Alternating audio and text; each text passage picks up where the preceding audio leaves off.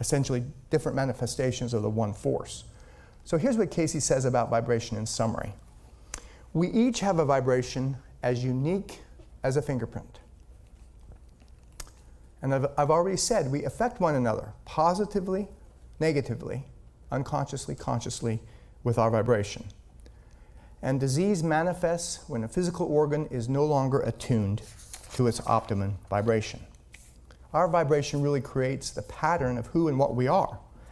Here's how Edgar Cayce described vibration, the conscious Edgar Cayce, in the only booklet he ever wrote. He wrote a little booklet called Auras with Tom Segru, and here's what he said about it. Every atom, every molecule, every group of atoms and molecules, however simple or complex, however large or small, tells the story of itself, its pattern, its purpose, through the vibrations which emanate from it. So our vibrations put out something, and that something impacts the world around us. With that kind of in mind, on one occasion, a 49-year-old accountant asked how he could be of greatest help to humankind. What could he do to impact the world most greatly? The answer from Mr. Cayce was daily prayer and meditation. And as small as that might sound, when we're thinking, okay, what can we do to help the whole planet? That as we set up a resonance around us, a vibrational change around us, it impacts everyone around us. And then collectively, all those changes can help transform the world. One of the central premises in the readings is that God wants to interact with humankind through us. That's really the whole premise behind the cooperation chapter of Search for God. It's not so much that we have to learn how to cooperate with one another, which we do, but instead it's that we really need to learn how to cooperate with God. That's why we're here. And one of the most interesting examples of an individual cooperating with God, according to Edgar Cayce, is the story of President Woodrow Wilson, which I want to talk about for just a moment. Obviously, Wilson was not a perfect individual. We know that now. He had numerous shortcomings. But he had something that the universe could work with. Just as background information, he's generally ranked by both conservatives and liberals as among our top 10 presidents.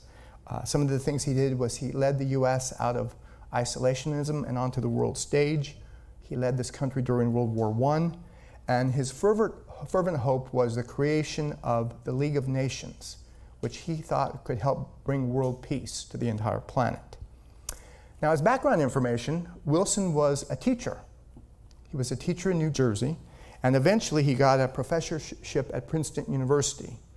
And because of his oratory skills, his writing skills, in 1902 he became president of Princeton. Well, he came to the attention of the Democratic Party, and they liked his writing and speaking skills, so in 1910 he was nominated to be governor of New Jersey, and he won in a landslide. Within 2 years, he had become so well known that he was nominated to become the 28th president of the United States. So here was an individual who was a teacher. He'd become president of a university. He served one political office for 2 years, and then he became president of the United States. How is that possible?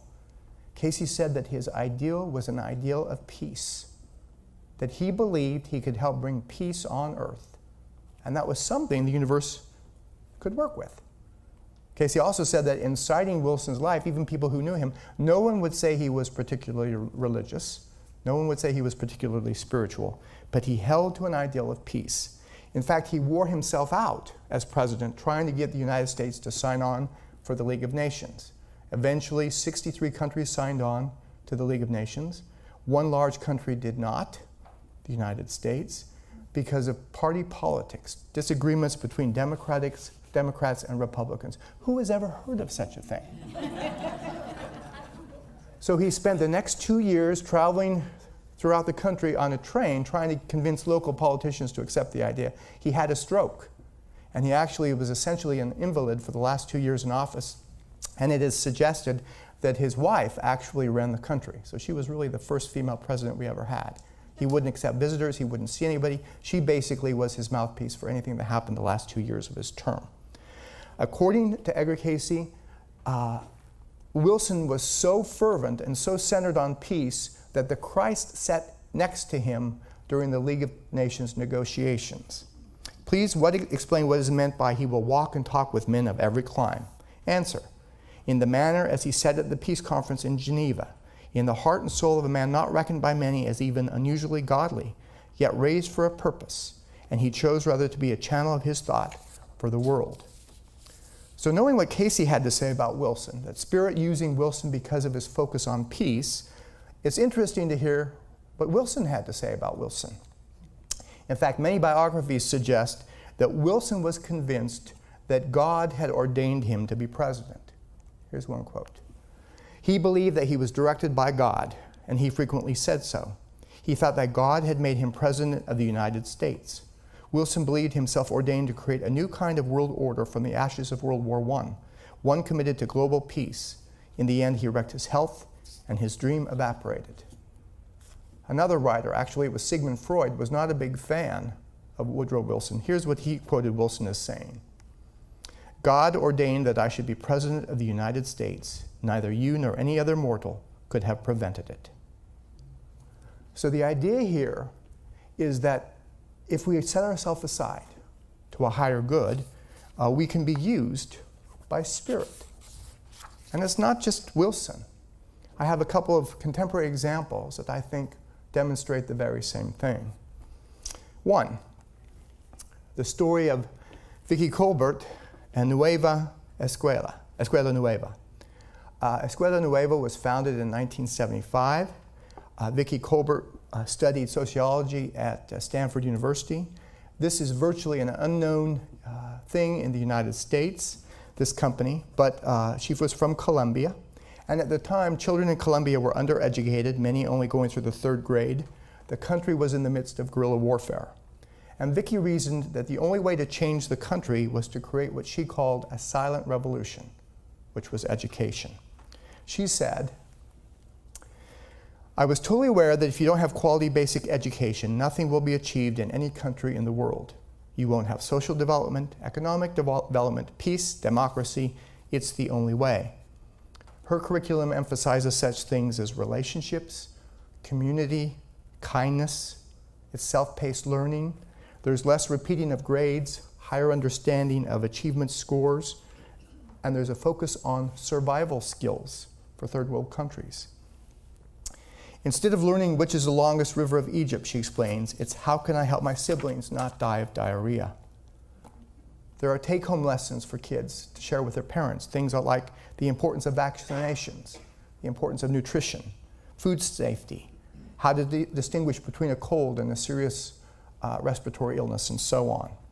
Her work has become so well known that it has spread to 17 Latin American countries and millions of children around the world. A UNESCO report looked at Latin American countries and said that Colombia and Cuba were doing better in rural schools than they were doing in the city.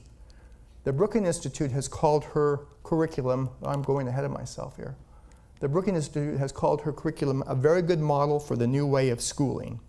And the UN Sustainable Development Goal has picked her to help set a global agenda for education. Her work is changing the world, starting out with an idea of how can I help these kids in Colombia. Another one, Kiva, which probably some of you know. Kiva is probably the first micro-lending website. It was started by 2 college students, Matt Flannery and Jessica Jackley. The 2 of them as college students had traveled all over Africa, and they were interviewing people about their poverty. And they discovered, or they thought they discovered, that poverty was not due to laziness or a lack of creativity or a lack of passion or a lack of ideas, but instead to a lack of capital. And they decided if they could find a way to loan these people money, they could transform the country. So they got their friends together and they collected $3,500 and made the first 7 loans in 2005. And since that time, the way Kiva works is people like you and I loan $25 to Kiva, and Kiva collects some of that money together and loans it to an entrepreneur, and it's paid back. And when your $25 is paid back, you can loan it out again. In the last 12 years, Kiva has made 2.6 million loans totaling $1 billion. 2.6 loans. And they have a payback rate of 98%. Their work is changing the world.